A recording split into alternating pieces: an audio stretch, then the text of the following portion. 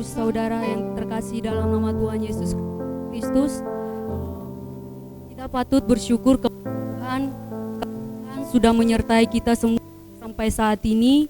Sebelum kita melangkah lebih jauh hadirat Tuhan, berikan waktu kepada semua untuk mengambil sikap saat teduh. Saat teduh dimulai.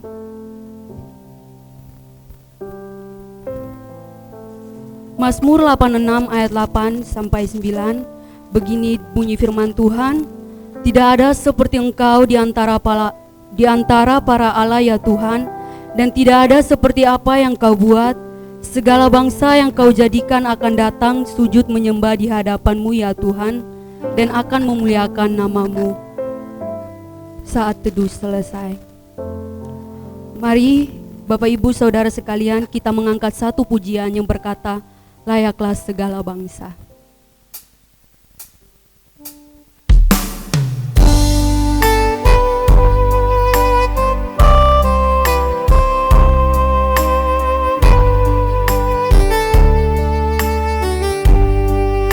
Sama-sama katakan, besar dan ajaiblah karya-Mu Tuhan.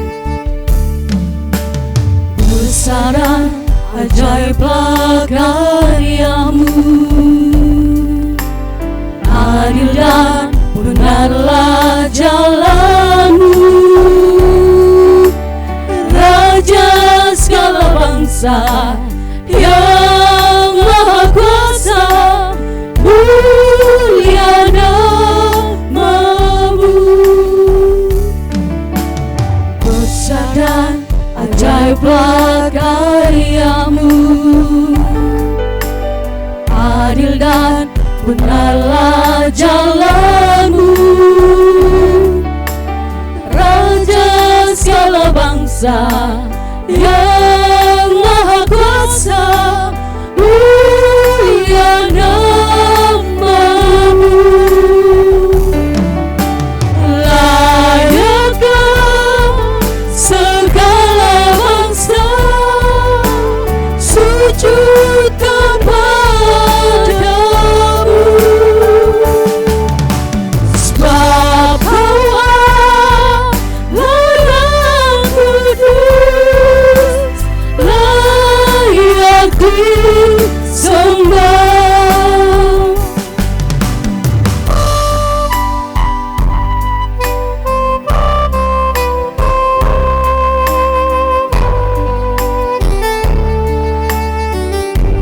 Sama-sama katakan, besar dan ajaiblah karya-Mu Tuhan.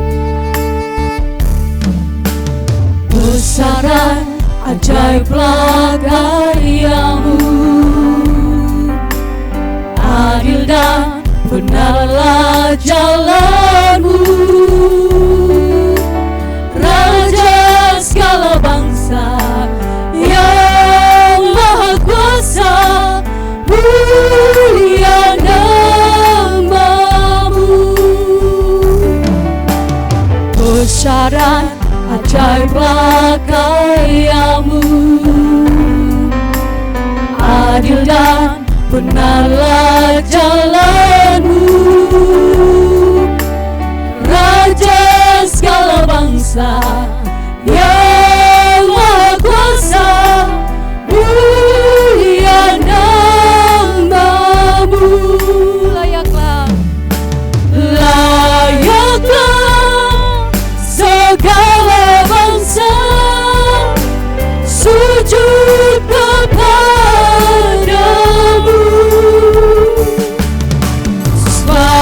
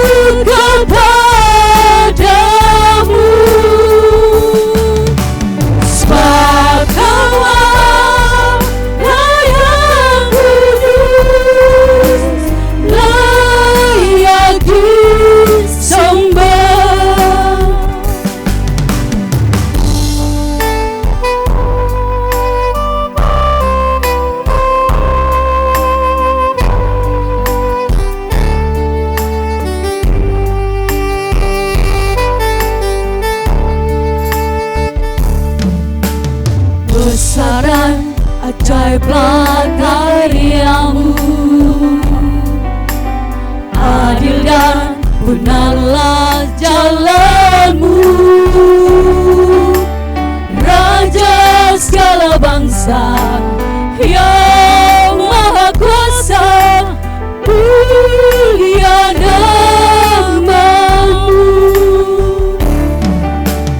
Layaklah segala bangsa sujud kepadamu, sebab Kau Allah yang kudus, layak disembah. Layaklah segala bangsa sujud kepadamu, sebab Kau Allah yang kudus, layak disembah, layak disembah, layak disembah.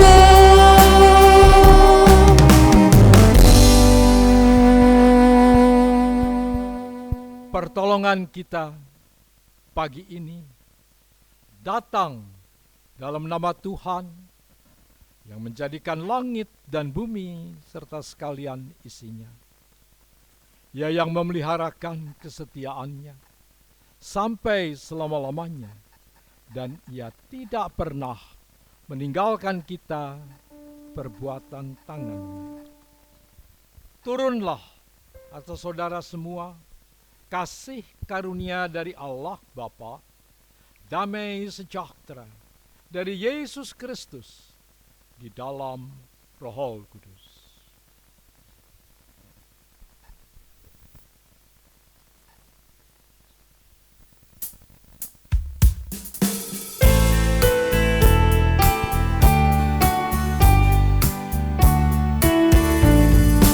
Hormat bagi Allah Bapa, hormat bagi anaknya, hormat bagi Roh penghibur ketiganya yang esa.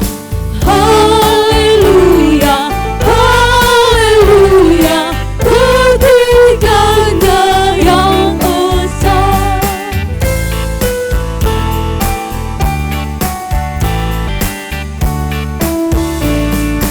Hormat bagi Raja Surga, Tuhan umat manusia.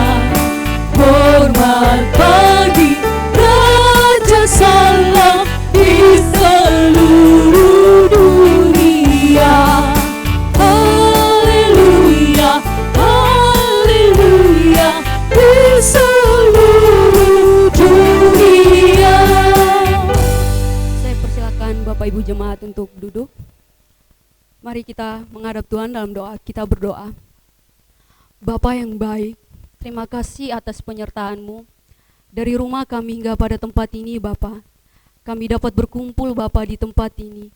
Itu semua bukan karena kuat dan hebat kami Bapa, tapi itu semua karena penyertaan Tuhan, karena perlindungan Tuhan, sampai kami ada di tempat ini Bapa. Bapa mau berdoa juga untuk jemaat-jemaat Tuhan yang belum sempat hadir pada saat ini, yang mungkin dalam perjalanan Bapa. Mari Engkau memberkati mereka Bapa, pribadi lepas pribadi Bapa. Biarlah mereka dapat sampai di tempat ini dengan selamat tanpa kekurangan satu apapun Bapa. Bapa mau berdoa juga untuk ibadah kami pada pagi hari ini Bapa. Kami serahkan ke dalam tangan-Mu Bapa. Biarlah jam ibadah pada pagi hari ini dapat berjalan dengan baik Bapa. Memberkati setiap kami Bapa yang ambil bagian di dalamnya Bapa. Biarlah nama-Mu Tuhan selalu dipuji dan dipermuliakan. Bapa, kami juga mau berdoa atas setiap kesalahan dan perbuatan kami Bapa, yang menyakiti hati sesama kami Bapa.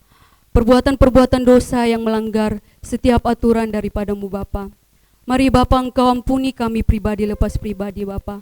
Suci kuduskan kami Bapa menjadi bagian daripada-Mu Bapa. Biarlah hidup kami selalu berserah kepadamu. Hanya di dalam nama-Mu Bapa, haleluya, amin. Masih ada sukacita Bapak Ibu Saudara sekalian? Amin. Mari kita sama-sama mengangkat satu pujian yang berkata, Kaulah kuatku.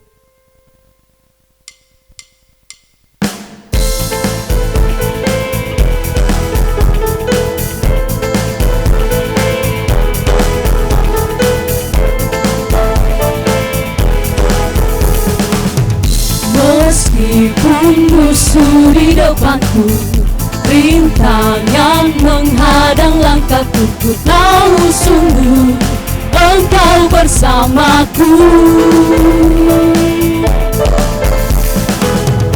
Beribu rebah di kiriku, belasa di sisi kananku, ku tahu janji-Mu Engkau bersamaku.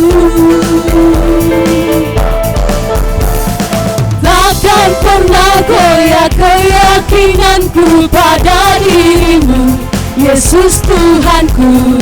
Tiada yang seperti diri-Mu. Kaulah kuatku, kebanggaanku, gunung batu dan keselamatanku, kuat tanganku, perlindunganku, Kaulah Allah sumber kemenanganku. Saya mengundang Bapak Ibu jemaat untuk berdiri. Sama-sama katakan, meskipun musuh di depanku. Meskipun musuh di depanku, rintangan menghadang langkahku, ku tahu sungguh Engkau bersamaku. Beribu rebah di kiriku, belasa di sisi kananku, ku tahu janji-Mu Engkau bersamaku. Katakan takkan pernah goyah. Takkan pernah goyah keyakinanku pada diri-Mu, Yesus Tuhanku. Tiada yang seperti diri-Mu. Kaulah kuatku, kebanggaanku, gunung batu dan keselamatanku, kuat tanganku, perlindunganku, Kaulah Allah sumber kemenanganku.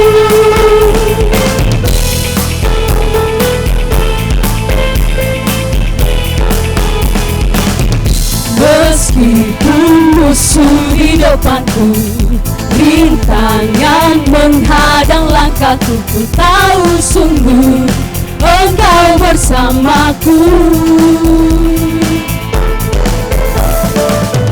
Beribu rebah di kiriku, belasa di sisi kananku, ku tahu janji-Mu Engkau bersamaku.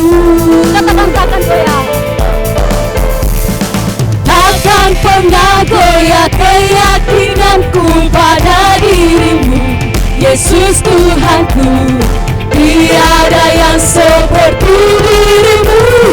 Kaulah kuatku, kebanggaanku, gunung batu dan keselamatanku, kuat tanganku, perlindunganku, Kaulah Allah sumber kemenangan. Kaulah kuatku, kebanggaanku, gunung batu dan keselamatanku, kuat tanganku, perlindunganku, Kaulah Allah sumber kemenangan. Kaulah kuatku, kebanggaanku, gunung batu dan keselamatanku, kuat tanganku, perlindunganku, Kaulah Allah sumber kemenanganku, sumber kemenanganku, sumber kemenanganku. Puji Tuhan. Saya persilakan Bapak Ibu jemaat untuk berdiri, untuk duduk. Tiba saatnya pada saat ini kita akan mendengarkan pujian dari paduan suara Gita Surga. dengan waktu dan kesempatan saya berikan.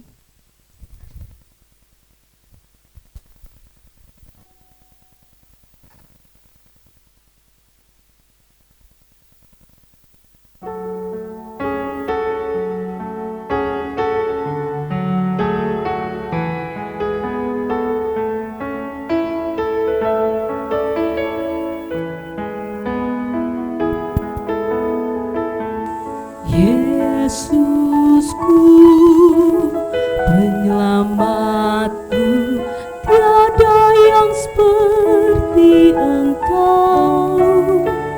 Setiap hari ku memuji keajaiban kasih-Mu.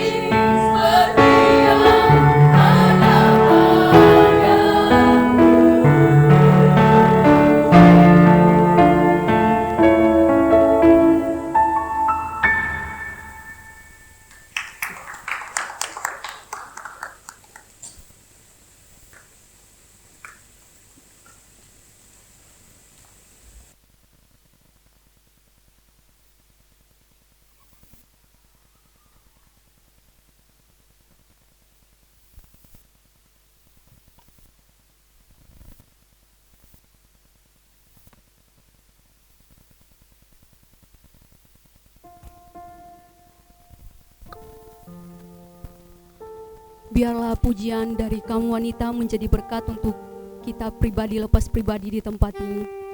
Sebelum kita mendengarkan firman yang disampaikan oleh hambanya, mari kita kembali meneduhkan hati, pikiran, dan jiwa kita. Kita masuk, siapkan ladang hati yang terbaik untuk benih firman Tuhan yang ditaburkan, agar firman Tuhan itu bertumbuh, berbuah, yang dapat dihasilkan dan dapat menjadi berkat bagi orang-orang di sekeliling kita. Mari kita mengangkat satu pujian yang berkata, janjimu seperti fajar.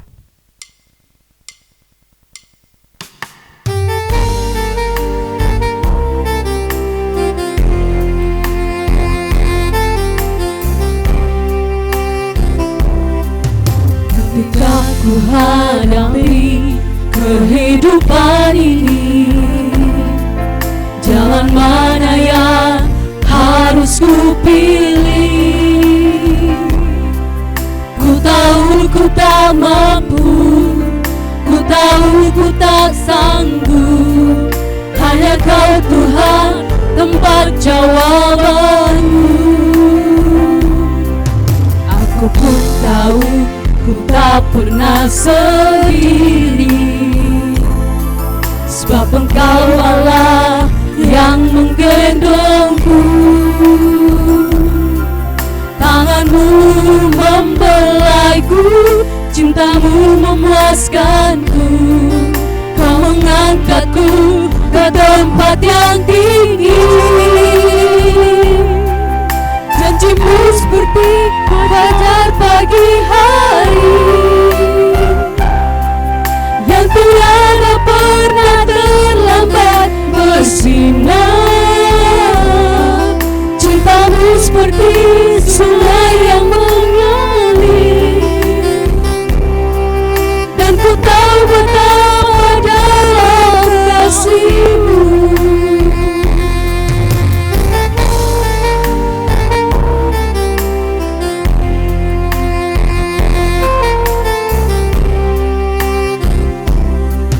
Ketika ku hadapi kehidupan ini, jalan mana yang harus ku pilih?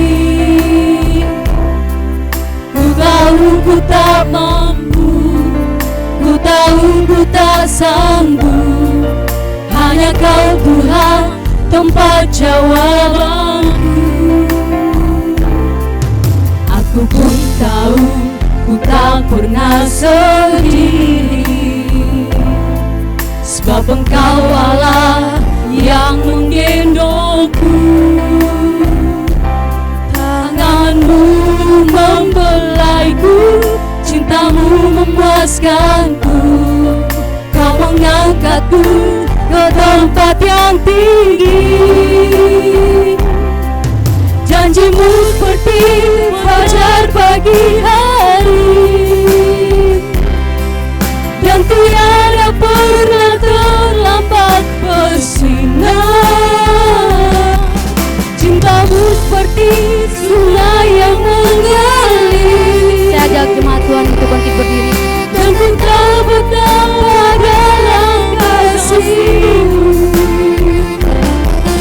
Janjimu seperti fajar pagi hari, dan tiada pernah terlambat bersinar. Cintamu seperti sungai yang mengalir, dan ku tahu betapa dalam kasih-Mu. Dan ku tahu betapa dalam kasih-Mu. Dan ku tahu betapa dalam kasih-Mu.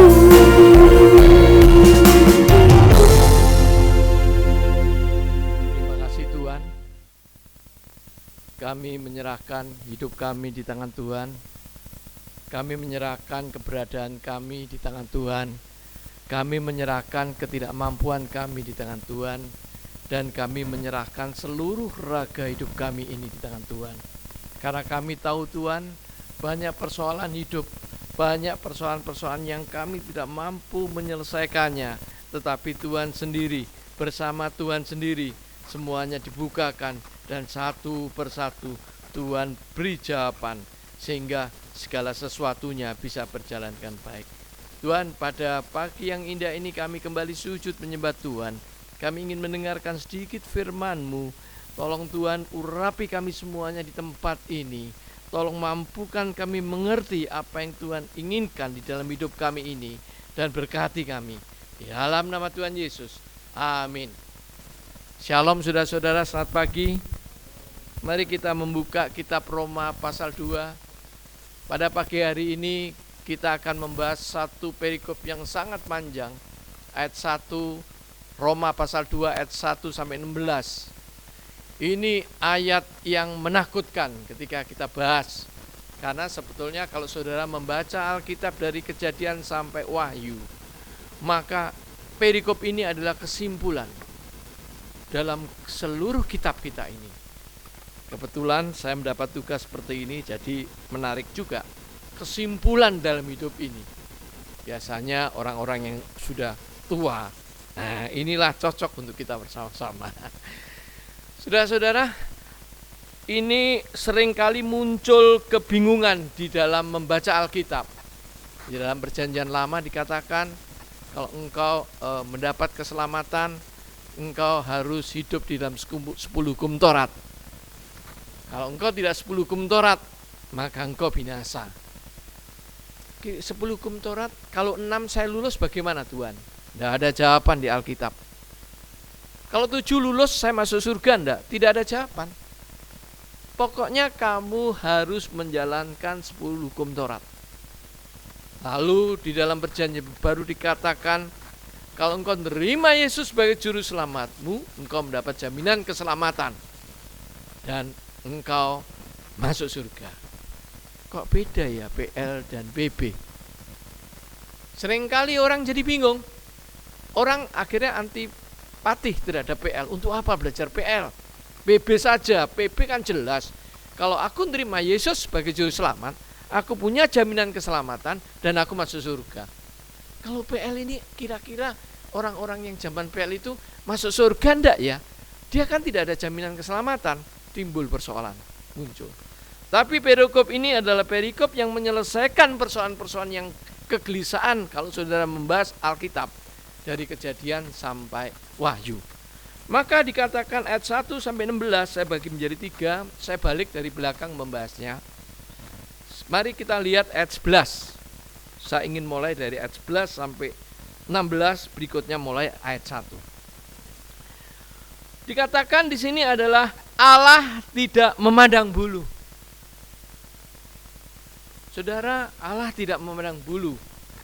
Dan ayat ini, perikop ini diberikan kepada orang-orang Yahudi maupun orang-orang Yunani.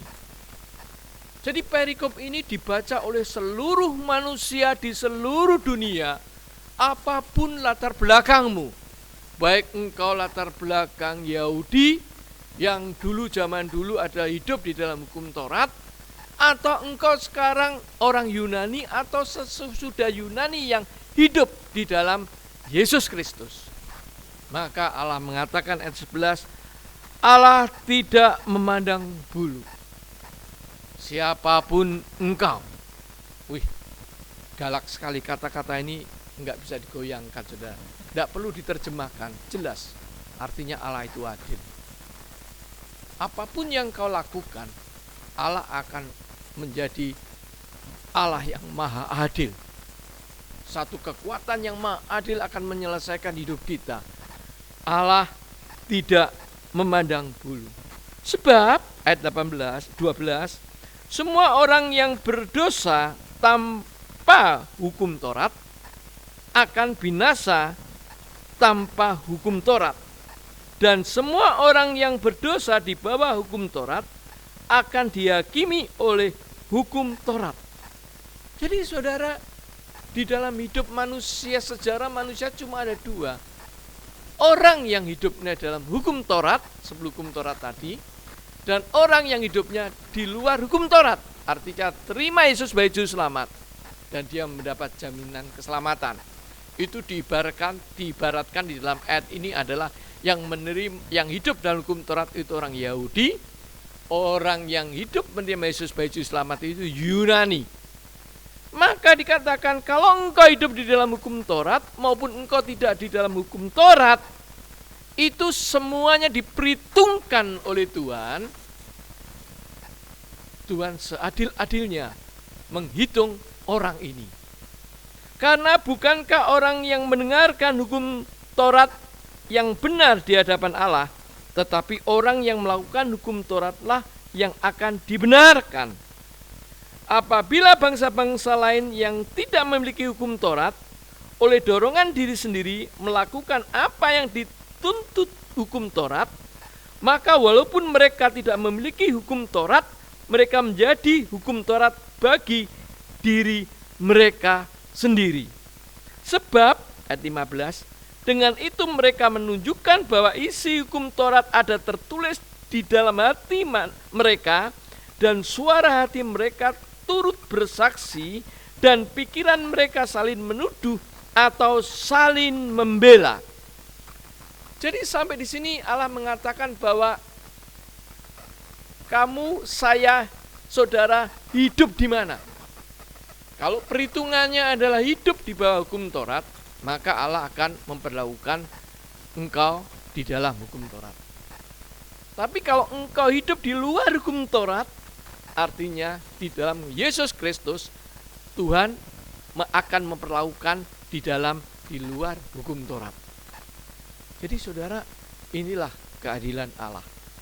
Allah yang maha adil, sehingga ayat yang terakhir dikatakan yang kata kunci dalam satu perikop ini adalah 18. Hal itu akan nampak pada hari, saya baca komanya. Bila mana Allah, sesuai dengan Injil yang kuberitakan, akan menghakimi segala sesuatu yang telah tersembunyi dalam hati manusia oleh Kristus Yesus. Atau saya singkat, hal itu akan nampak pada hari bila mana Allah akan menghakimi segala sesuatu yang telah tersembunyi dalam hati manusia oleh Kristus Yesus. Artinya saudara, bahwa pada akhir kehidupan ini, ketika Yesus datang kedua kali, maka ada penghakiman. Kalau engkau hidup di dalam hukum Taurat, engkau akan diselesaikan, dihakimi oleh Yesus atau Allah dengan hukum Taurat. Kira-kira bagaimana hitungannya? Alkitab PL tidak menyebut dengan jelas. Kalau engkau hidup di luar hukum Taurat, di dalam Yesus Kristus, engkau akan dihakimi juga, diperhitungkan semuanya, dan artinya akan diperhitungkan keselamatan setiap orang. Jadi Tuhan sudah menyiapkan penghakiman terhadap kita. Kalau sebentar lagi saudara meninggal, itu jangan senang. Penghakiman langsung langkah berikutnya adalah saudara akan masuk dalam penghakiman. Saudara yang muda, saudara yang tua mungkin senang. Sudah persiapan, sudah prepare sedemikian rupa, saya siap dihakimi. Saudara yang muda, apalagi bahasanya sederhana, Pak, saya kan belum menikah gitu ya. Mau belum menikah, mau anak kecil, pada harinya Allah akan menghakimi saudara. Jadi saudara, memang Alkitab ini semua ini keseluruh kesimpulannya ada di sini.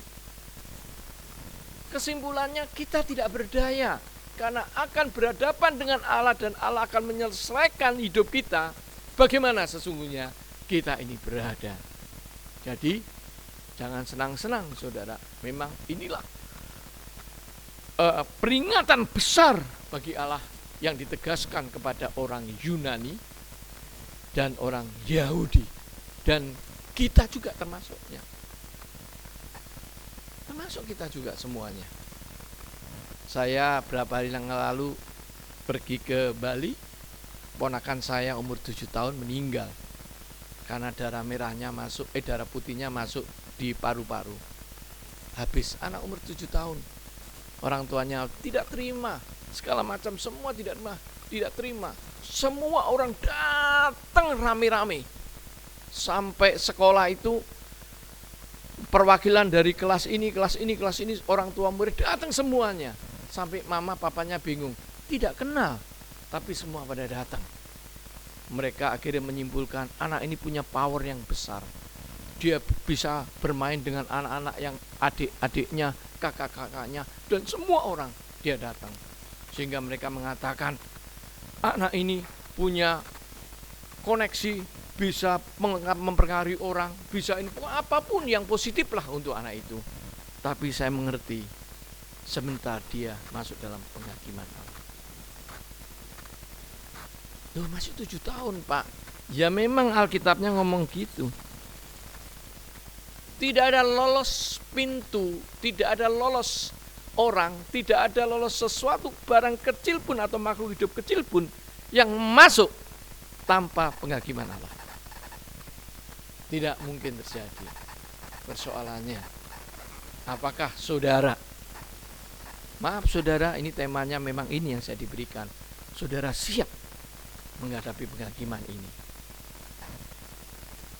Apakah saudara siap? Kalau ponakan saya 7 tahun sudah meninggal, saudara masih punya waktu yang panjang. Dalam keluarga saya yang meninggal itu baru 2, keluarga besar saya, papa saya dan ponakan saya 7 tahun. Jadi yang besar meninggal, papa, yang paling kecil 7 tahun meninggal. Jadi kami di tengah ini, tinggal di tengah. Biasanya kan atas ke bawah, ini enggak, atas langsung diambil bawah. Wih, satu ini apa diambil semua nanti, kita nggak tahu. Tapi kita tidak bisa mengerti saudara. Dan pertanyaannya sekali lagi adalah, apakah saudara siap menghadapi penghakiman ini? Mohon dipikirkan baik-baik. Pada akhirnya hidup manusia inilah yang ditempuh. Apa sebetulnya yang harus kita lakukan sih? Apa yang harus dipersiapkan? Mestinya bagaimana saya ini di dunia kok disuruh siap-siap, prepare. Harus apa? Harus bawa pakaian kah? Harus beli sepatu yang baru kah? Harus bawa tas atau apa? Atau apa yang harus saya siapkan? Maka ayat 1 mengajarkan pada kita. Mari kita lihat ayat 1. Ayat 1 sampai ayat 5, ayat 4.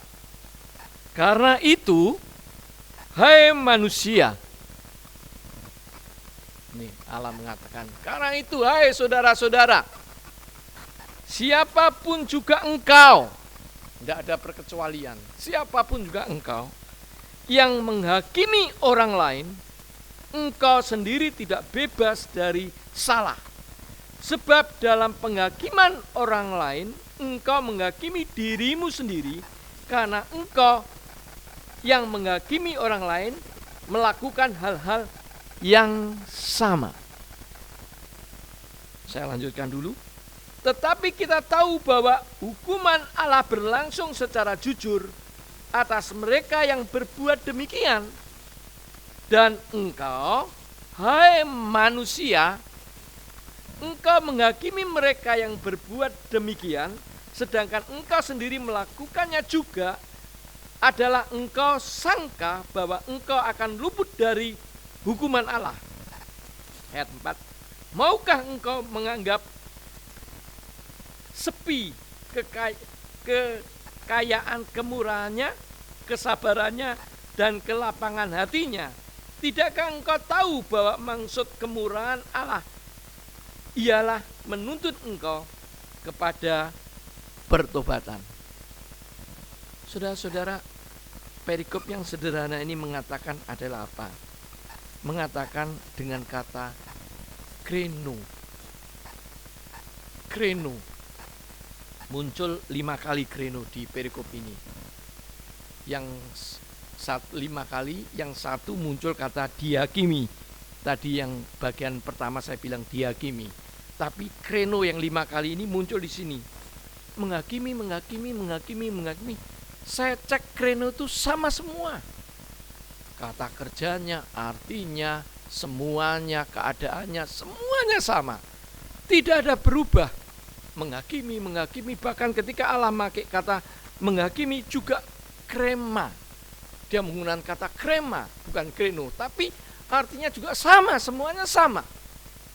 Intinya perikop ini ingin dikatakan menghakimi itu adalah berlaku sebagai hakim, kreno itu. Memutuskan dan menentukan dia salah atau benar. Nah, manusia inilah saudara yang sangat penting dalam hidup ini, yang berkaitan dengan penghakiman Allah.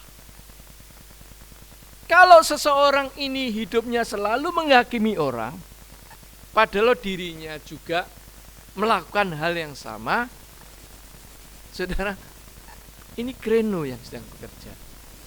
Seringkali saya menemukan hal ini. Banyak cerita hal ini. Si A memarahi, menghakimi si A, si B. Setelah itu si A sama seperti yang dilakukan si B. Dan si B tidak merasa salah ketika dia melakukan itu. Padahal apa yang dilakukan si A menghakimi si B, dia juga lakukan. Nah, teks ini mengatakan kreno ini, kalau kita belajar menghakimi orang lain, menjadi hakim bagi orang lain, maka dikatakan Allah juga menghakimi orang itu seperti itu.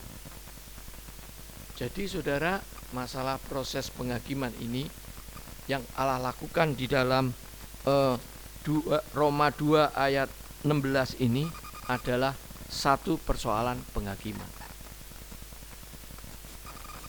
Jadi apakah hidup kita melakukan semacam ini? Kreno ini menempatkan diri dia tidak merasa bersalah. Saya lihat, mari lihat. Ayat 1. Menghakimi orang lain. Berikutnya, engkau menghakimi dirimu sendiri. Berikutnya, engkau yang menghakimi orang lain. Ayat 3. Engkau yang menghakimi mereka. Ayat 3 terakhir, ayat 4 sudah tidak ada. Sampai 1 sampai 3. Menghakimi orang lain, menghakimi diri sendiri, menghakimi orang lain, menghakimi diri sendiri. Selalu itu.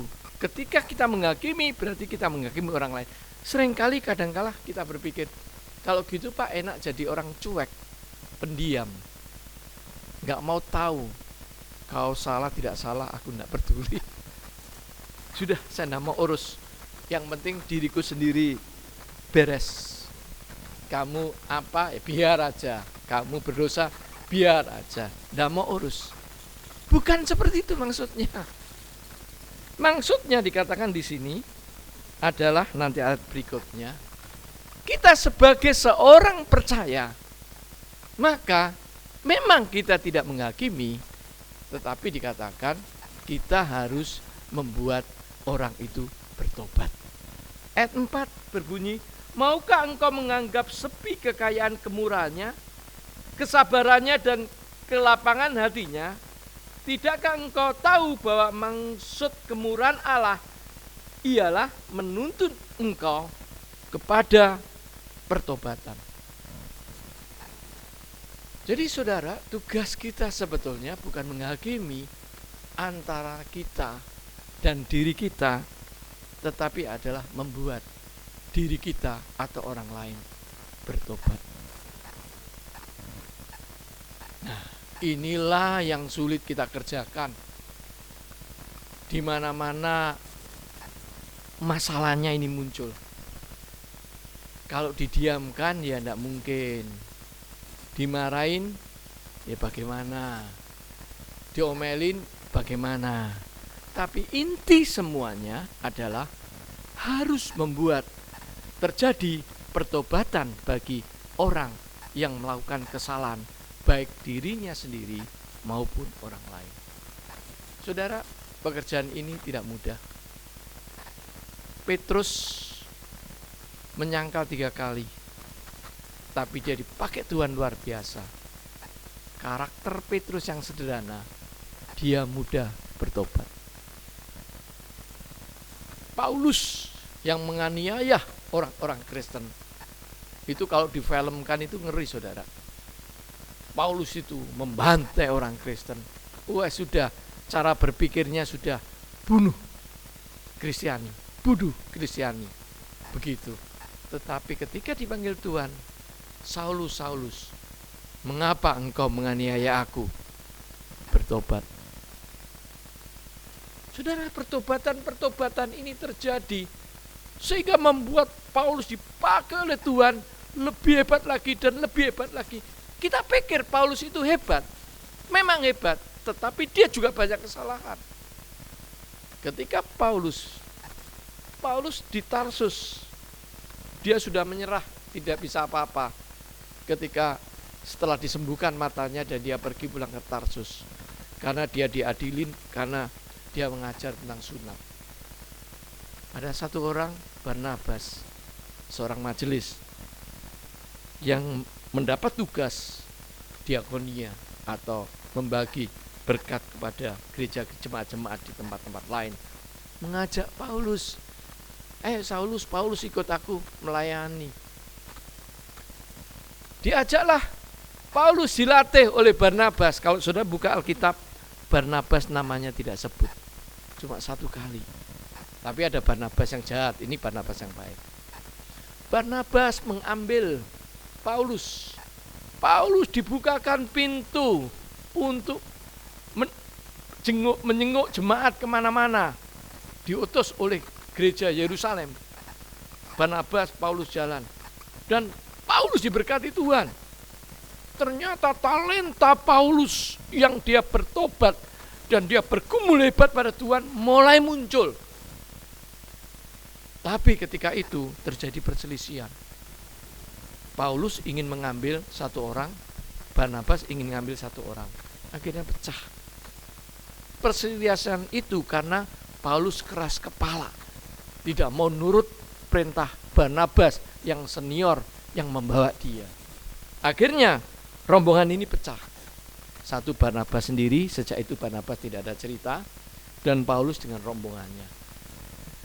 Saudara, dalam hidup ini pasti sering kali kita mengalami persoalan-persoalan, dan ya, kita hadapin kesulitan-kesulitan, ya pasti iya. Dan kita mentok, berhenti pada jalan-jalan buntu, pasti iya. Dan kita frustasi, tidak punya kesempatan untuk bergerak, pasti iya. Seringkali kita mengalami hidup ini. Tetapi Alkitab mengajarkan bertobat. Bertobatlah. Satu kesaksian yang menarik, saudara. Saya sebetulnya tidak mau bersaksi, tapi pada topik ini saya ingin bersaksi. Ini kesaksian kami ya. Saya punya tanah 500 meter di Bandung. Tanah ini saya kasihkan kepada anak saya warisan. Karena orang tua yang buruk adalah orang tua saya. Ketika dia meninggal punya anak, anaknya tidak dikasih rumah. Sehingga anaknya itu harus cari rumah sendiri-sendiri. Sampai salah masuk rumahnya orang. Untung tidak masuk ke rumahnya ibu pimpinan kita surgawi. Ini bergurau. Saudara, jangan serius. Saya berpikir anak saya satu, saya siapkan tempat. Ya. Nah, lama tanah itu ada 15 tahun, tidak saya jenguk. Akhirnya diklaim diserobot orang, milik orang. Sudah dibangun perumahan. 500 itu jadi 6 rumah dipotong-potong. Aduh Tuhan, Januari, Desember kemarin saya stres. Desember, Januari, Februari saya di Bandung itu ngurus tiap hari, ngurus tanah itu. Saya Tuhan, habis sudah. Semuanya sudah dikapling, sudah dibeli, sudah dijual orang loh saudara. Saya mulai satu persatu. Saya telepon sahabat saya, ya apa iki tanahku iki? Wesar, kamu datang ke polisi ya. Laporkan polisi. Datangi dulu orang yang nyerobot, terus habis itu lapor polisi. Enak sekali. Kamu punya backing enggak di Bandung? Kan biasanya arsitek itu, wah Bandung nggak ada. Kalau Surabaya ya Medanku, dia bilang gitu. Wih, ternyata saya tidak punya teman siapa-siapa. Saudara, saya bergumul, kami bertiga. Setiap hari, pagi berdoa, malam berdoa, pagi berdoa. Tiap pagi dari jam 8 sampai jam 2, saya sama istri selama 2 bulan keluar. Datang ke BPN, datang ke kelurahan, datang ke kecamatan, datang ke Pak RT, datang ke semua saya datang, saudara. Orang wah kaget kok tiba-tiba muncul, saya datang semua. Tetangga saya datangi semua satu persatu sesuai permainan pemerintah. Yang terjadi akhirnya muncul musuh dua ternyata. Tanah saya itu dimiliki 2 orang. Satu orang yang sudah jual tanah, satu orang yang merasa punya perumahan. Wih, kok tambah sulit gini, berat sekali medan saya. Satu persatu saya selesaikan, saudara. Tuhan buka jalan. Akhirnya silsilah sejarah saya membuat skripsi. Jadi saya ketikin setiap saya ketemu orang tentang intinya apa, saya ketikin. BPN itu saya sudah pergi 10 kali sampai stres aku. Ketikin, semua datang, polisi aja yang belum saya datangkan. Akhirnya kronologisnya saya tahu semuanya, sampai notaris saya datang, semua kronologi saya tahu. Saudara, Tuhan buka jalan luar biasa. Akhirnya yang merasa punya perumahan mengatakan memang tanah Bapak. Memang tanah Bapak. Tapi dia minta kompensasi. Oke, stop. Yang satu lagi yang sudah jual tanah itu, saya pasang pengumuman pelang di situ dengan pengacara segala macam. Saya sertifikat, ternyata dia ngaku sertifikat, akhirnya dia tidak sertifikat. Aduh, akhirnya saya menang, saudara. Ya, tapi kalau saya lengah sedikit saja, itu tanah itu fisiknya sudah dikuasai orang, sudah dibangun rumah-rumah loh, tapi masih fondasi. Lengah sedikit, hilang saya. Saudara, kalau tidak kekuatan Tuhan, tidak bisa semuanya ini. Jadi artinya apa? Dalam segala kesusahan, dalam persoalan hidup yang luar biasa, kembali kepada Tuhan. Jangan bicara orang lain. Doakan semuanya. Jangan hakimi orang lain. Doakan saja. Kami setiap hari jam pagi 6:30, biasanya malam jam 7 kami berdoa. Mendoakan semua orang yang di sekitar situ. Mendoakan semuanya. Tuhan buka jalan. Asal kita tidak menghakimi. Saudara-saudara, inilah yang dimaksud pertobatan hidup. Saya dibukakan mata, Tuhan membantu saya satu pekerjaan yang besar, yang tadinya sudah tidak ada harapan, Tuhan kembalikan pada saya. Akhirnya yang punya tanah itu, yang bangun di sebelah sini kan masih mengaku sebelahnya, dia bangun di sebelahnya, berantem lagi dengan orang lain. Saya selamat, mereka sekarang 2 orang berantem. Jadi Tuhan itu hebat. Saya diselamatkan dari berantem orang lain, yang berantem orang lain. Coba saudara bayangkan, kalau Tuhan bekerja luar biasa, tetapi memang perlu waktu sabar ya. Sabar, tekun untuk menyelesaikan satu. Tidak boleh mengeluh. Semuanya akan selesai. Jadi marilah, kalau engkau mengalami satu kesulitan, jangan ragu-ragu untuk kembali kepada Tuhan. Tidak ada jawaban. Tidak perlu menghakimi orang.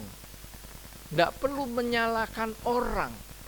Tapi kembalilah kepada diri kita, kita berdoa, biarlah Tuhan merubah hidup saya. Karena ketika kita menyerang orang, sebetulnya saya sudah mau panggil polisi, lapor polisi, pengadilan. Wah, nanti panjang ceritanya. Malah uang saya habis mungkin ya. Malah nggak selesai, saudara, malah kacau. Nah, ini yang terjadi. Maka dikatakan dalam perikop ini, belajarlah bertobat. Kreno ini akan menjadi krema. Krema itu penghakiman Allah. Allah yang menghakimi. Kreno itu kita menghakimi manusia, manusia menghakimi kita. Akan menjadi krema. Krema itu Allah menghakimi manusia. Itu kalau terjadi pertobatan di dalam hidup kita. Nah, mari saudara-saudara yang muda, jangan sepele, jangan berpikir bahwa muda masih lama meninggalnya. Teman-teman yang usia, wah masih lama juga. Jangan berpikir begitu, sudah sekarang mulai melatih. Karena ketika kita bertobat, ya, maka sisa hidup kita ini dipulihkan oleh Tuhan, saudara. Berkat Tuhan itu ada di situ. Semua persoalan-persoalan yang kita alami hidup kita, itu disempurnakan di situ. Dan kita bisa menikmati kemenangan Tuhan di dalam hidup kita. Saya merasakan besar. Yang ketiga dikatakan, mari kita masuk ayat perikop yang terakhir. Ayat 5. Tetapi oleh kekerasan hatimu yang tidak mau bertobat. Jadi kalau kamu tidak mau bertobat, sekarang kita balik. Kamu tidak mau bertobat. Saya ulangi. Tetapi oleh kekerasan hatimu yang tidak mau bertobat, kamu tidak mau bertobat. Tetap sejak dulu sampai sekarang begitu. Menghakimi orang terus. Maka lanjut ayatnya. Engkau menimbun murka atas dirimu sendiri pada hari waktu mana murka dan hukuman Allah yang adil akan dinyatakan. Kalau saudara tidak bertobat, ini dikatakan orge. Murka itu artinya orge. Orge itu artinya adalah keadaan karakter Allah. Karakter alami Allah. Kenapa disebut alami? Karena memang Allah harus orge. Pada cerita hidup manusia ini, Allah memang harus menghakimi. Dan Allah pasti akan murka karena pasti ada orang yang bertobat dan tidak bertobat. Tidak ada orang itu bertobat semua, tidak ada. Pasti ada orang yang tidak bertobat. Di dunia ini Allah menciptakan selalu berpasangan. Laki perempuan, putih hitam, terang gelap, jantan betina, daratan, laut, langit. Selalu berpasangan. Benci, kasih. Bertobat, bertobat atau murka. Allah murka. Jadi di dalam hidup ini pasti banyak orang yang tidak mau bertobat. Jadi orge ini, karakter, keadaan Allah yang alami pasti akan terjadi pada saat itu, akan menjadi satu dorongan dalam jiwa Allah untuk diekspresikan keluar dan menentukan apa yang telah dilakukan setiap orang yang salah dan yang benar. Sehingga di sini dorongan kemarahan Allah, murka Allah akan muncul secara alami dan memutuskan seseorang dalam penghakiman ini. Jadi saudara, kalau kita berada di dalam posisi tidak mau bertobat, Allah akan menempatkan saudara, orge ini akan berhadapan dengan saudara. Dan yang paling menarik, perhatikan ayat yang 5, murka Allah dan hukum Allah. Ada kata hukum Allah. Hukum Allah itu artinya apokalipsis, yang mengungkapkan kebenaran secara terbuka. Jadi pada akhir zaman nanti, apokalipsis ini akan membongkar saudara secara telanjang, terbuka, mulai dari kecil sampai ke atas, tidak ada yang ditutup-tutupin lagi. Tapi kalau saudara bertobat, Allah menutupi saudara. Allah akan menutupi saudara. Kalau saudara bertobat, Allah akan mengampuni saudara. Tapi kalau saudara tidak bertobat, begini terus, maka akan ada murka Allah, orge dan apokalipsis. Tidak ada segala sesuatu yang tadinya saudara anggap sepele, malah diceritakan oleh Allah, dibongkar semua oleh Allah. Nah, lebih susah kan? Kalau kita nggak bertobat lebih susah lagi. Sampai yang kecil-kecil terbongkar semua. Telanjang itu terbuka sampai set.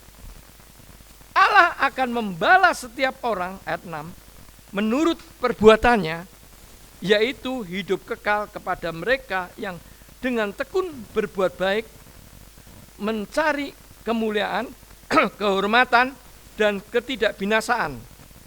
Jadi kalau hidupmu adalah, hidup saya adalah hidup berbuat baik, mencari kemuliaan Allah, hidup dengan kehormatan Allah, maka Allah akan membalas kepada saudara. Karena itu saudara dikatakan kesamaan kita dengan agama lain itu apa? Berbuat baik. Allah mengajarkan berbuat baik. Agama lain mengatakan kamu masuk surga menurut mereka, berbuat baik. Agama satu lagi juga mengatakan berbuat baik. Satu hari saya lari, saya sedang meneliti di Gunung Kawi. Sudah tahu Gunung Kawi tempat orang memuja-muja atau menyembah-nyembah, minta kekayaan di sana. Saya meneliti di sana, pagi saya lari, saya nginep beberapa hari. Saya ketemu sama bapak dengan seseorang lari, saya berlari bersama, saya sharing. Ternyata bapak ini adalah seorang jemaat di satu gereja besar dengan bodyguardnya. Dia cerita, Pak, saya dulu di gereja bapak, tapi sekarang saya tidak mau ke gereja, bahkan saya sudah pindah agama. Kenapa? Masa saya sakit didatangi oleh pendetanya, pendeta bilang, nah bapak sakit itu karena apa? Karena bapak belum bayar perpuluhan. Kalau bapak sudah bayar perpuluhan pasti sembuh. Ngamuk orang itu, orang kaya itu, kok duit, ki mata duit, apa? Duit, uang terus saudara. Ngamuk, akhirnya dia bilang, saya sudah pindah ke agama lain. Saya sumbang kegiatan apa saja, berbuat baik kepada acara apa saja. Lebih bagus begitu daripada duit diminta-minta, gitu-gitulah ceritanya. Ngomel, semburu. Nah, dikatakan memang saudara, pada akhirnya kata berbuat baik itu adalah merupakan kebaikan Allah. Kebaikan Allah, berbuat baik, mencari kemuliaan, kehormatan, dan ketidakbinasaan. Itulah yang diinginkan Allah di dalam orang bertobat. Tetapi ayat yang ke-8 yang terakhir, murka dan geram kepada mereka yang tidak mencari kepentingan sendiri.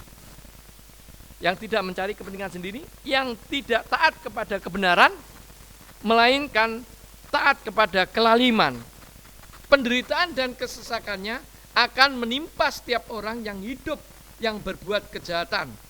Ya, orang Yahudi juga orang Yunani. Maka dikatakan orang yang tidak mau bertobat dan dia masih mencari kepentingan diri sendiri, tidak taat dan tidak melakukan kebenaran Tuhan, inilah saudara murka Allah yang terjadi. Yang paling menarik satu kata lagi, kalau tadi dikatakan murka dan hukum Allah, orge dan apokalipsis, dibukakan dengan telanjang terbuka. Tapi sekarang ayat yang ke-8 dikatakan murka dan geram. Geram itu tumos. Allah itu murka, Allah itu marah, Allah itu menghakimi orang itu dengan keadaan yang tumos. Tumos artinya panas, artinya mendidih. Dan Allah menghakimi orang itu dengan keadaan yang tidak alami lagi. Dia tumos, marah dan mendidih. Dikatakan murka dan geram terhadap orang yang tidak bertobat. Jadi saudara, Allah memperlakukan orang yang bertobat dengan orang yang tidak bertobat berbeda. Bagaimana dengan saudara? Maaf, hari ini agak panjang nih ya. Tidak saya berguru. Bagaimana dengan saudara? Saudara mau diperlakukan geram, marah Allah, emosi Allah mendidih, atau saudara diperlakukan dengan baik oleh Allah? Kalau saudara diperlakukan dengan baik oleh Allah, semua karyamu dimaafkan, bahkan dibalas oleh Allah. Maka bertobatlah dalam hidup ini. Cuma satu kata-katanya, jangan menghakimi orang, jangan menghakimi diri, bertobat, berbuat baiklah hidup ini. Maka Allah akan memperlakukan kamu kebaikan yang luar biasa. Tapi kalau terus seperti ini merugikan orang lain, maka Allah mengatakan orge apokalipsis, ditelanjangi, dihakimi dengan telanjang. Dan yang terakhir Allah orge dan tumos, marah mendidih. Dengan marah mendidih kita ditelanjangi satu persatu dan tidak ampun lagi. Pak, saya Allah, aku minta maaf, aku bertobat sudah, aku minta maaf. Sudah tidak ada waktu lagi. Kamu sudah saya telanjangi, masa saya tutup? Tidak ada ceritanya. Yang bisa ditutup itu cuma Adam dan Hawa. Ketika dia kehilangan kemuliaannya, maka Allah memberi pakaian kepada Adam dan Hawa. Tapi ini ceritanya tidak. Ketika Allah sudah melakukan apokalipsis, menelanjangi hidup kita dengan tumos, kamu minta maaf pun tidak bisa. Ayolah kita semua bertobat, termasuk saya juga harus bertobat. Kalau pertobatan ini terjadi, Tuhan membalas kebaikan yang kita lakukan dan kita mendapat sesuatu yang luar biasa. Sering dikatakan mendapat mahkota. Mari saudara pikirkan baik-baik pada pagi hari ini. Ini adalah sharing yang sangat keras untuk kita semua, untuk saya. Yang kesimpulan dari semua Alkitab ini, apa yang kamu cari di dunia ini? Uang, silakan. Pelayanan, silakan. Orang milih pelayanan. Apa yang kamu cari dalam hidup ini? Masuk surga, inilah tempatnya. Jangan menghakimi. Bertobatlah. Maka Tuhan akan memberkati kita. Karena Tuhan berutang budi kepada kita. Karena engkau berbuat baik, Dia akan membalas kebaikan yang kamu lakukan lipat ganda terhadap kehidupan kita. Semua persoalan hidup Tuhan selesaikan dengan baik. Mari kita berdoa. Terima kasih Tuhan. Meskipun firman-Mu yang sederhana ini telah berhenti, tetapi biarlah menjadi satu peringatan besar bagi kehidupan umat manusia di dunia ini. Sehingga biarlah semua manusia di dunia ini pada akhirnya akan mengalami penghakiman yang dilakukan oleh Engkau. Tuhan, kami bertobat. Tolong Roh Kudus bekerja, latihlah kami, supaya kami tidak masuk dalam murka Allah.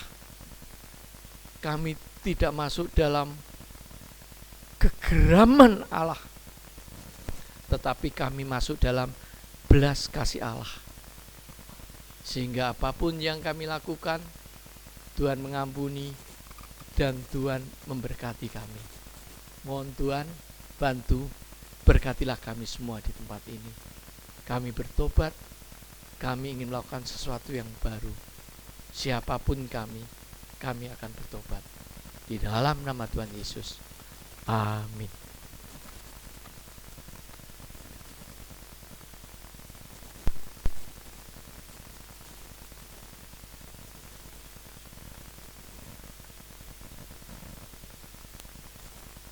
Shalom Bapak Ibu. Kita sungguh bersyukur kita disapa dan juga diberkati oleh kebenaran firman Tuhan. Biarlah firman yang sudah disampaikan boleh meneguhkan kita dan kita ambil komitmen untuk semakin hari terus diperbaharui, bertobat. Di dalam kita juga akan menyambut sedang memperingati yang namanya ibadah Prapaskah, biarlah itu menjadikan sebuah momentum bagi kita untuk melihat bahwa murka Allah itu begitu nyata dan kasih karunia Allah itu masih kita rasakan. Terima kasih untuk Pendeta Haryanto yang sudah melayani hari ini. Kiranya Tuhan memberkati pelayanan Bapak, keluarga, dan apapun yang dikerjakan Tuhan memberkati. Bapak Ibu yang terkasih, yang menjadi pengumuman pada kesempatan ini, nanti sore pukul 17 atau pukul 5 sore ada kebaktian kedua bagi Bapak Ibu yang belum beribadah atau keluarga kita, rekan-rekan kita yang belum beribadah di pagi hari ini dapat mengikuti ibadah nanti sore. Ibadah minggu depan berjalan seperti biasa, baik KU1, kebaktian umum 1 di pukul 9 dan juga KU2 di pukul 5 sore. Mari kita mengajak rekan-rekan kita, keluarga kita untuk boleh berpartisipasi, untuk boleh beribadah bersama. Kebaktian PRBK GIA Jemur Sari diadakan setiap hari Sabtu pukul 6 sore. Harap rekan-rekan pemuda untuk boleh ambil bagian di dalam PRBK ini. Di minggu depan ini PRBK akan mengadakan sebuah persekutuan dengan tema Tell Me Your Initial Without Telling Me Your Initial. Jadi bagi rekan-rekan pemuda ada perjamuan kasih, tapi kita akan membawa berupa makanan, tapi nggak terlalu mewah. Jangan sampai boros kantong atau jajannya, jangan sampai boros. Berinisial nama. Contohnya nama saya Darius, saya membawa makanan atau snack dengan awal nama D. Contohnya donat gitu, daging gitu, atau macam-macam. Atau bagi Bapak Ibu juga yang mau jadi donatur juga boleh, dipersilakan. Tidak tertutup kemungkinan Bapak Ibu bisa menjadi donatur bagi pemuda remaja. Pada hari Sabtu tanggal 25 Maret pukul 6 pagi akan diadakan doa pagi via Zoom. Link Zoom akan dibagikan di hari Jumat malam. Jadi harap Bapak Ibu untuk mengikuti. Udah kita mulai di awal Maret ini dan puji Tuhan jemaat boleh berpartisipasi. Cuma diharapkan untuk semua jemaat untuk boleh ikut juga ambil bagian di dalam hal ini. Kemudian Bapak Ibu boleh memberikan atau membagikan pokok-pokok doa. Bapak Ibu bisa membagikan pokok-pokok doa pribadi atau keluarga kita yang membutuhkan akan uluran tangan melalui doa. Bapak Ibu bisa membagikan pokok-pokok doa ini melalui saudara Mariaman di nomor telepon yang atau nomor WhatsApp yang sudah di layar kaca Bapak Ibu di TV, atau bisa juga melalui hamba-hamba Tuhan yang ada. Jadi tidak tertutup kemungkinan Bapak Ibu bisa membagikan pokok-pokok doa. Bapak Ibu bisa bergumul apa yang digumuli selama ini, Bapak Ibu bisa sharing kepada hamba-hamba Tuhan. Nanti di doa pagi, pokok-pokok doa tersebut kita akan doakan bersama-sama. Kemudian iuran kematian dapat dibayarkan kepada saudari Yohan Stefani. Gerakan aksi 1000 dapat dimasukkan di kotak dekat pintu masuk. Persembahan, hari ini jemaat diberi kesempatan untuk memberikan persembahan untuk pekerjaan Tuhan melalui kolekte dan persembahan diakonia. Kantong biru nanti untuk persembahan diakonia. Persembahan hari ini akan dikumpulkan oleh saudari Grace dan juga saudari Fani. Harap petugas untuk maju ke depan.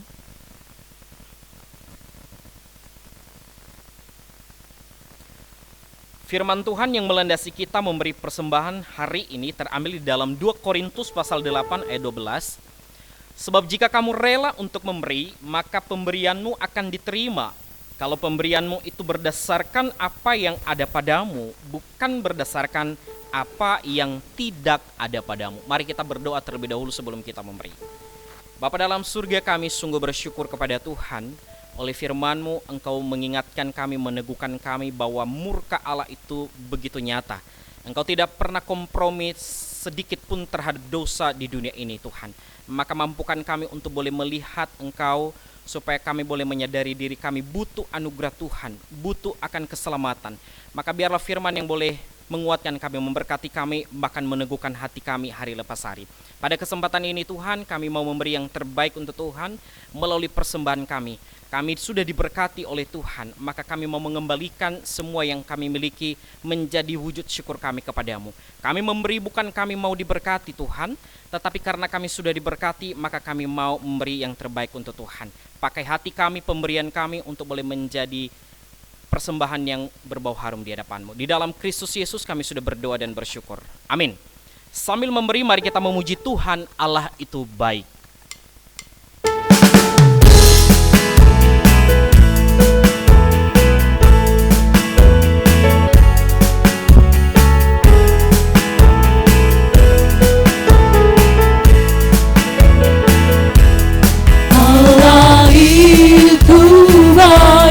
Sungguh baik bagiku, ditunjukkannya kasih setianya.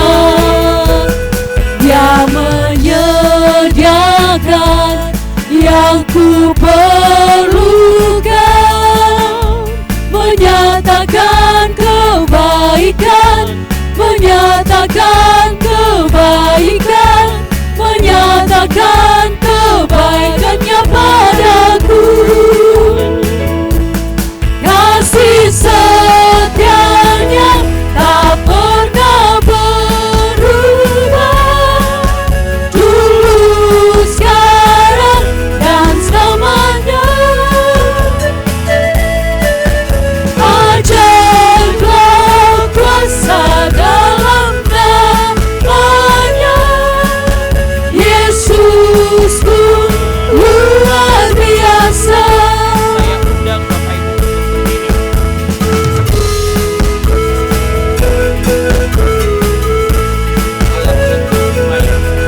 Allah itu baik, sungguh baik bagiku, ditunjukkannya kasih setianya.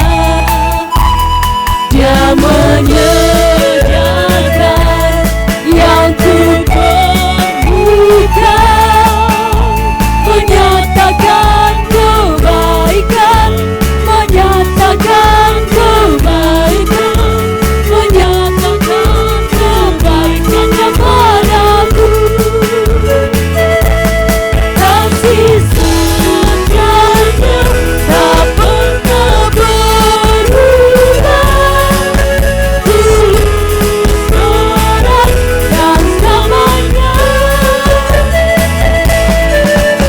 Ajaiblah kuasa dalam namanya. Yesusku luar biasa. Kasih setianya tak pernah berubah, dulu, sekarang, dan selamanya.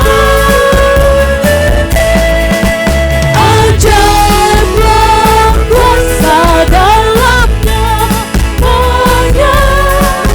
Yesusku luar biasa. Luar biasa.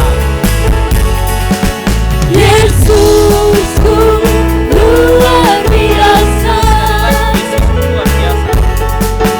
Yesusku luar biasa.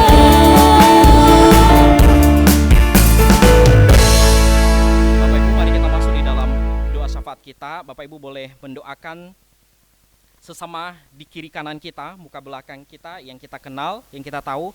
Mari kita membawa mereka di dalam doa-doa kita, dan juga orang-orang yang kita kenal yang masih belum mengenal Tuhan. Mari kita doakan mereka, keluarga kita doakan mereka. Juga kita berdoa untuk pemerintah, bangsa dan negara kita supaya Tuhan terus kendalikan. Di tahun depan ada tahun politik, kiranya Tuhan yang terus mengontrol. Dan juga bencana-bencana alam yang terjadi di Indonesia bahkan di dunia. Mari kita masuk di dalam doa syafaat. Bapa dalam surga, kami bersyukur kepadamu ya Tuhan, oleh anugerah Tuhan, kemurahan Tuhan, kami boleh beribadah bersama-sama dengan jemaat-Mu ya Tuhan. Biarlah puji-pujian yang sudah kami bawa di hadapan-Mu boleh menjadi persembahan, menjadi ucapan syukur kami kepadamu, dan juga persembahan yang sudah kami berikan kepadamu ya Tuhan. Biarlah itu boleh Tuhan pakai untuk boleh memajukan pelayanan di tempat ini ya Tuhan. Memakai seluruh pengurus yang ada untuk boleh mengelola akan keuangan supaya nama Tuhan dipermuliakan. Kami juga sungguh bersyukur Tuhan bahwa kan hari ini kami boleh diberkati oleh kebenaran firman-Mu. Terima kasih untuk hamba-Mu Pendeta Haryanto yang sudah boleh memberkati kami ya Tuhan, mengingatkan kami kembali akan konsekuensi daripada dosa, akan penghakiman itu ya Tuhan. Bahkan Engkau terus mengingatkan kami juga akan kemurahan-Mu. Bapa dalam surga, ajarlah kami untuk mengikuti Engkau bukan karena kami takut terhadap dosa, tetapi adalah sebuah kecintaan kami bahwa kami rindu bersama-sama dengan Tuhan.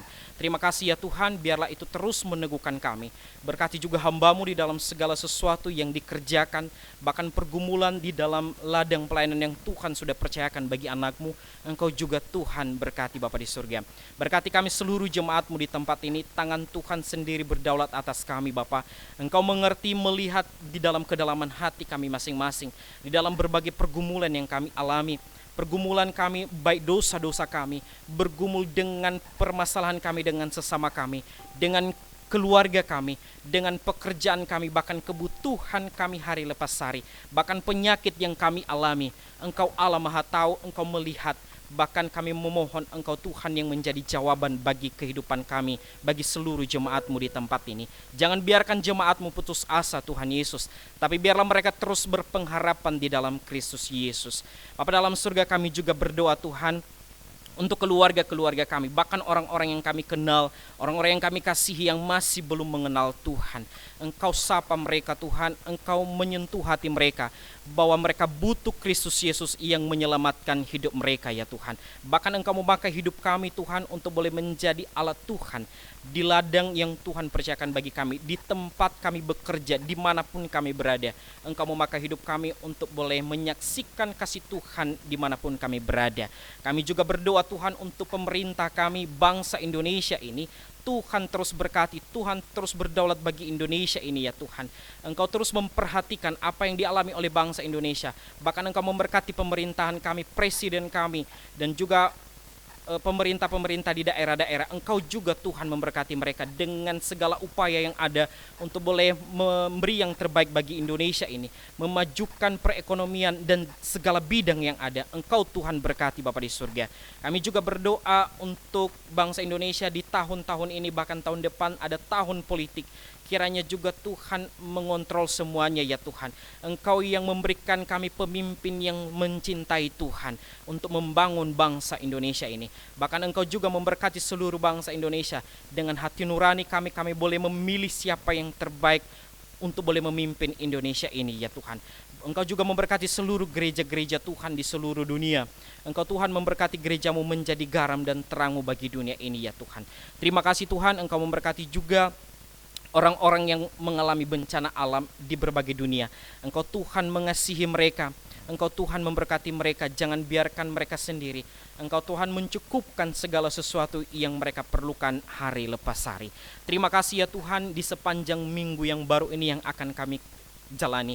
Engkau Allah yang Maha Tahu, Engkau Allah yang Maha Kuasa memegang kendali atas kami. Jangan biarkan kami berjalan sendiri, tetapi Tuhan yang memampukan kami untuk boleh berjalan bersama-sama dengan Tuhan. Engkau yang membimbing bahkan memimpin kami melalui firman-Mu, itu yang boleh terus menguatkan dan meneguhkan kami di dalam kami menjalani hari lepas hari. Terima kasih Tuhan, kami sungguh bersyukur dan kami sungguh bersuka cita karena kami sudah menyerahkan semuanya di dalam tangan pengasihan-Mu. Kiranya Tuhan mendengar, kiranya Tuhan menjawab seturut dengan apa yang Tuhan pandang baik. Tetapi semuanya janganlah menjadi kehendak kami, biarlah kehendak Tuhan yang terjadi atas kami. Hanya di dalam Kristus Yesus kami sudah berdoa dan bersyukur. Amin.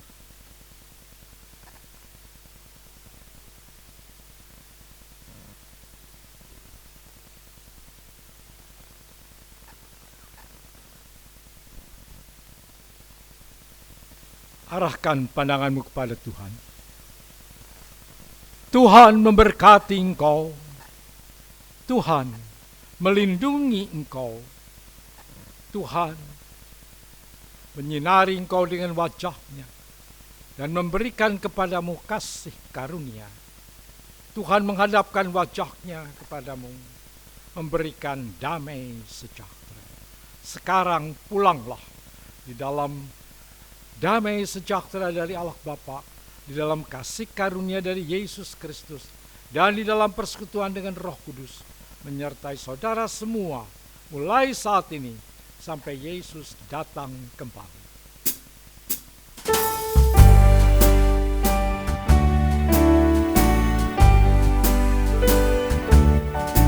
Bapa, terima kasih. Bapa, terima kasih. Bapa di dalam surga, ku berterima kasih. Amin.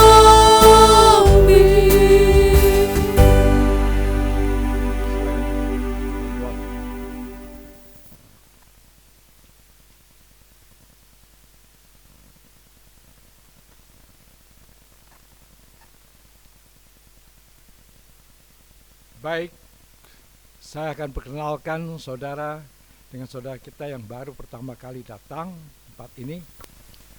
Boleh Yohanes berdiri sebentar? Ini saudara Yohanes tinggal di dekat sini, Kutisari ya. Nah, silakan datang lagi ya. Saudara Yohanes ini dari Ambon. Nah nanti yang ada Pak Yudi bisa kenalan ya. Tapi ini Ambonnya agak selatan. Jadi Ambonnya di Saum Laki, agak jauh. Silakan duduk. Terima kasih.